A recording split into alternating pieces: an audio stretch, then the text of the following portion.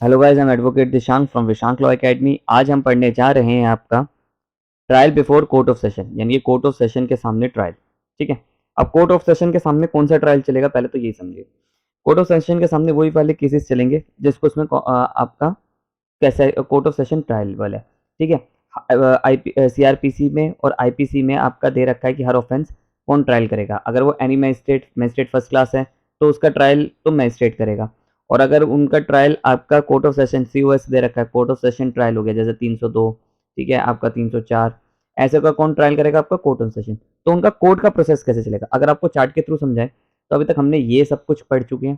ठीक है, bell well ये सब कुछ हो चुका है, यहाँ तक सारा कुछ हो चुका है। ठीक है।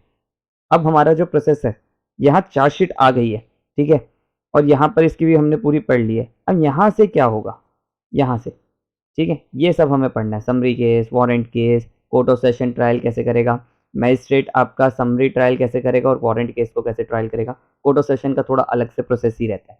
ठीक है। तो हमें कोर्ट ऑफ सेशन में सामने कोर्ट ऑफ सेशन के सामने केस कैसे चलेगा कैसे नहीं चलेगा, वही हमें सब पढ़ना है कि कोर्ट ऑफ सेशन के सामने केस कैसे चलेगा, कौन केस को लेकर आएगा, डिस्चार्ज क्या होता है। ठीक है। देखिए, डिस्चार्ज का मतलब आप ऐसे समझिए।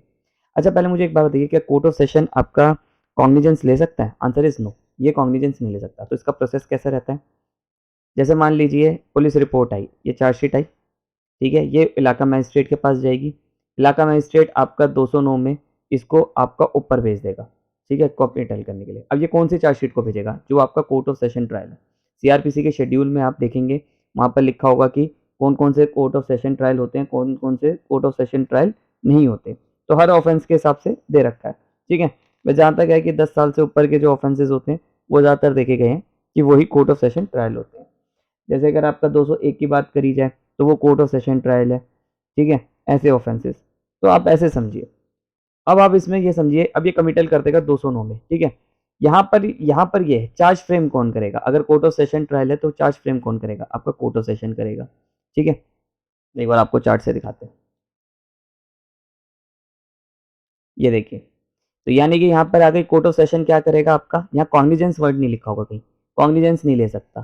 ठीक है, कहीं पर भी वर्ड यहाँ कॉग्निजेंस नहीं दिखेगा कहीं पर भी आपको कॉग्निजेंस वर्ड नहीं दिखेगा, क्योंकि मैं कोर्ट ऑफ सेशन आपका कॉग्निजेंस नहीं लेता।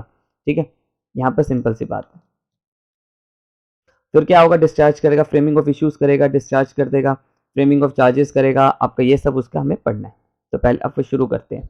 ठीक है, इसको हम नेक्स्ट क्लास से करेंगे, अभी बस इंट्रो था।